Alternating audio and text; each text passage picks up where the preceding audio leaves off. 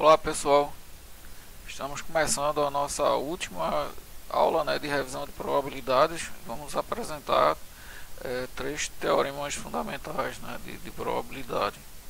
Na última aula nós vimos como medir, a dependência linear entre duas variáveis aleatórias através da correlação, da covariância e do coeficiente de correlação. Na aula atual nós vamos ver três teoremas, a lei fraca, dos grandes números, a lei forte, tem a fraca, tem a forte, e o teorema central do limite.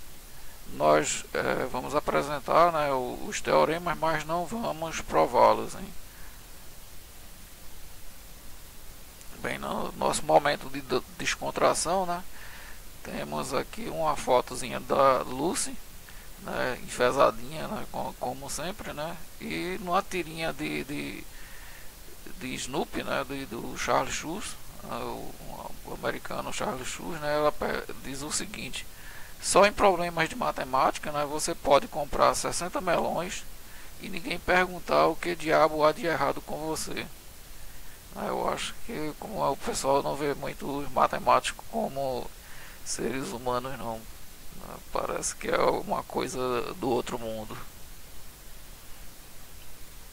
Bem, vamos ver a lei fraca, dos grandes números. Ela diz o seguinte: se a gente tiver uma sequência, de variáveis aleatórias independentes e identicamente distribuídas, x1, x2, xn, certo?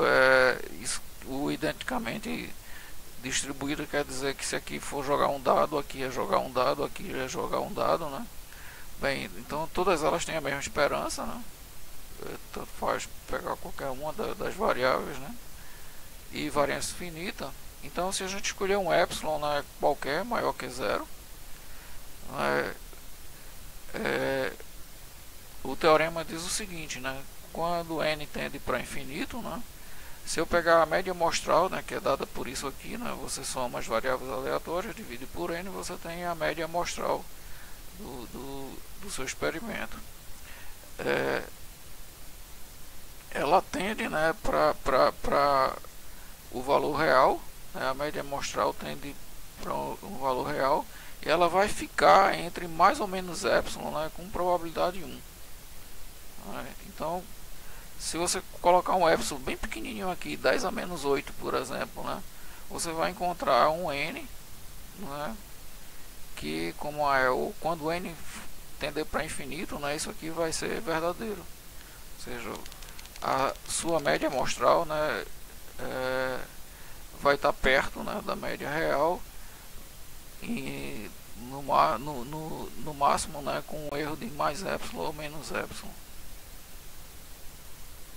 Então aqui tem a interpretação, mais ou menos o que a gente já disse, mas aqui a gente está dizendo o seguinte, ela diz, a nossa lei, que para um n fixo, grande o suficiente, você já fixou o n, então a média amostral estará entre mais ou menos epsilon, com alta probabilidade. Então você escolhe, o epsilon ao acaso, e para um n grande, você tem com alta probabilidade, de que isso vai ocorrer. Se n for para infinito, isso com certeza vai ocorrer. A probabilidade é 1 disso ocorrer, certo? Mas para um n fixo é alta probabilidade. Essa lei, tem o fato, de validar, a interpretação de probabilidade pela frequência relativa.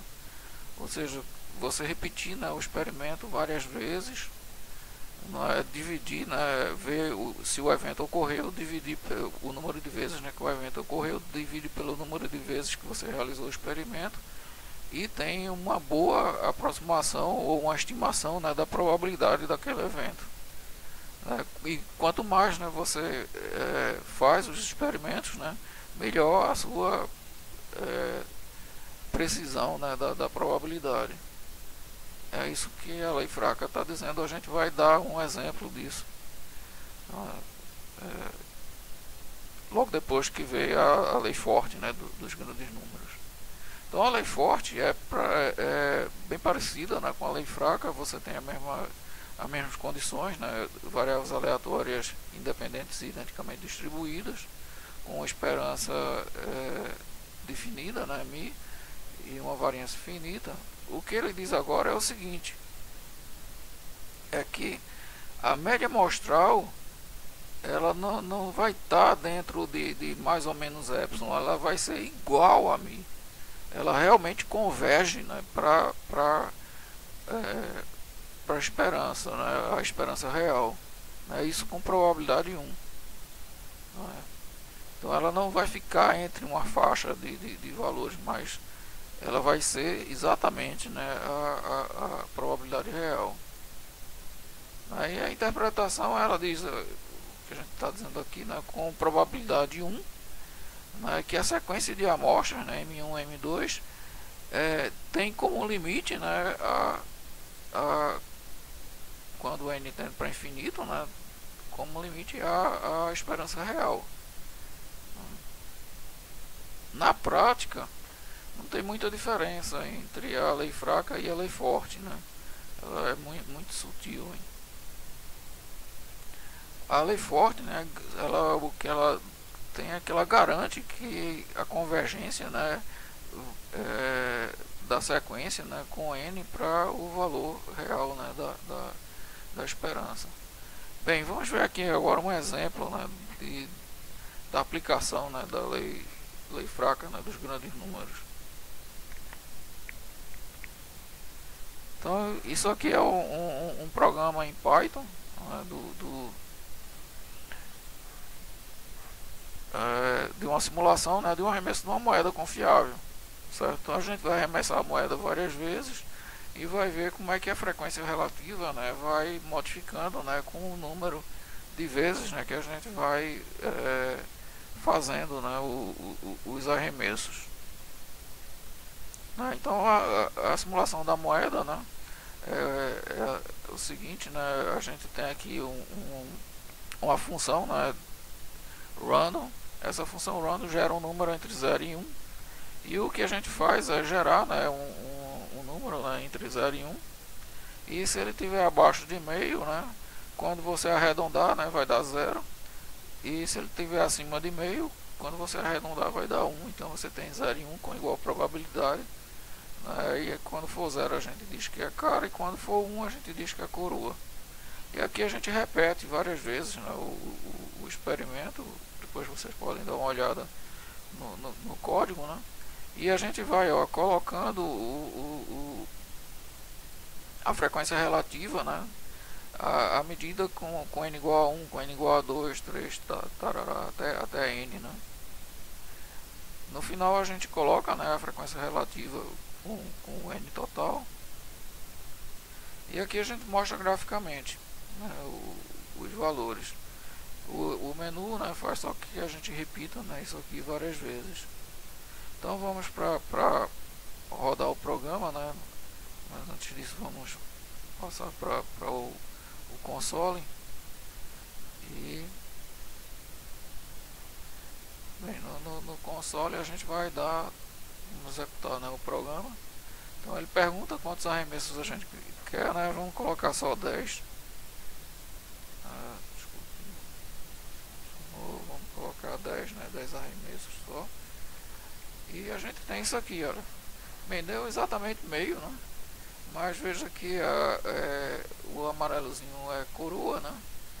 E o azul é cara. Aí veja que como até o quarto arremesso, né? Só deu coroa, né?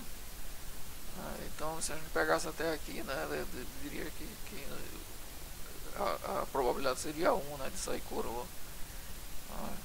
Aí aqui ela foi diminuindo, ou seja, começou a dar cara, né? E aqui deu coroa novamente, né? Depois deu cara, mas deu exatamente meio, hein? Isso, como é por sorte, né? Deu exatamente isso. Mas veja que já tem uma convergência, né, para o valor real. Tá vendo? Aqui não, né? Veja que é bastante alto. Bem, vamos aumentar, né, esse número para 100. Aí veja aqui que já deu 0,49, né, 0,51, que deu bem perto. Aí você já percebe, né, que tem uma variação logo no início, né, um transitório, né, e depois ela vai convergindo. Veja que aqui, olha, a convergência vai mais aqui, ó. Você botasse um epsilon aqui, né, você teria, né, ele com probabilidade alta, né, de estar entre esses valores aqui. Aí vamos botar 1000, né, pra gente ver, aumentar um pouco. Aí veja que agora, né, veja que você percebe mesmo a convergência, né. E aqui, olha, você já veja que era 0,49, né, aqui é 0,499, né, 0,501, praticamente os 50%, né. Vamos colocar um último, né, 10.000. E a gente percebe, né, agora, né, que ele tem praticamente, né, fica dentro de um valor bem pequenininho, né, à medida que o N aumenta, né, e isso é garantido, né, por aqueles teoremas que a gente viu antes. Aí veja que é 4954, né, 0,654, né, na terceira casa decimal, né, que começa a dar erro, né. Aqui também praticamente na terceira casa decimal, hein.